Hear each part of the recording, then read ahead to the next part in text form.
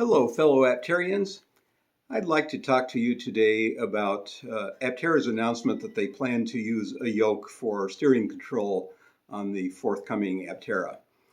Uh, Ever since that announcement, there's been a lot of discussion on social media regarding the choice of a yoke, and there's been quite a bit of pushback on people who are used to steering wheels and like them. So I'd like to talk a little bit about uh, what I think might be reasons. Now, to begin with, I want to let you know that I have not discussed any of this engineering with Aptera, and some of it's going to be speculation. But I do have quite a bit of experience with different types of vehicle control. I've flown aircraft with both sticks and yokes, and in boats, I've had experience with tillers, with wheels, and with joysticks, especially in electric catamarans.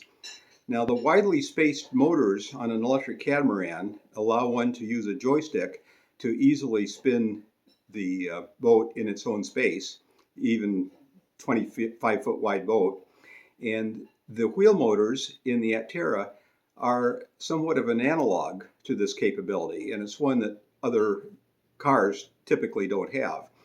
So uh, we add not only changing the direction of the wheels to steer, but we have what's called differential steering, which means that one wheel can be commanded to rotate faster than the other one, and thus change the direction that the car is steering in. This could have some advantages in slightly reducing the wind resistance at highway speeds by allowing the car to move back and forth in the lane, perhaps to avoid a pothole, without turning the wheels and the wheel pants into the slipstream, and thus slightly reducing the air resistance that it accomplishes.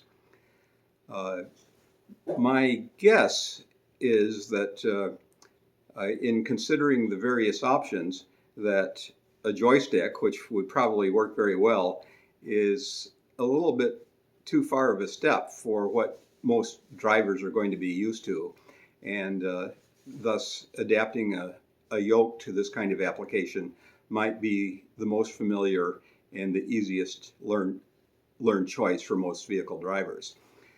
So my guess is that we might see a yoke with a 180-degree or so turn from full stop to full stop, and in the center, perhaps a fairly dead spot that doesn't change direction very much, and the response of the yoke is likely to be speed sensitive.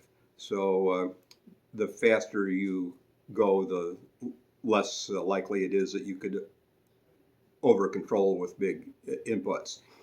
I know that Aptera has inertial sensors built in, and it wouldn't surprise me a bit to see if input from the inertial sensors also goes into this electronic steering control. As I mentioned, both the degree of response and the sensitivity of this response are very likely to change.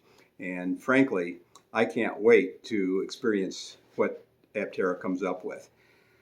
Aptera is also dedicated to the Japanese principle of Kaizen, which means continuous improvement. So it might well be that based on feedback, once these vehicles are in customers' hands, that we will see continuing modifications to the way the steering responds. But I am not going to be prejudging this choice because it's in an area that I don't have a lot of experience with, and I'm really excited to find out what they deliver in the first Paradigm vehicles.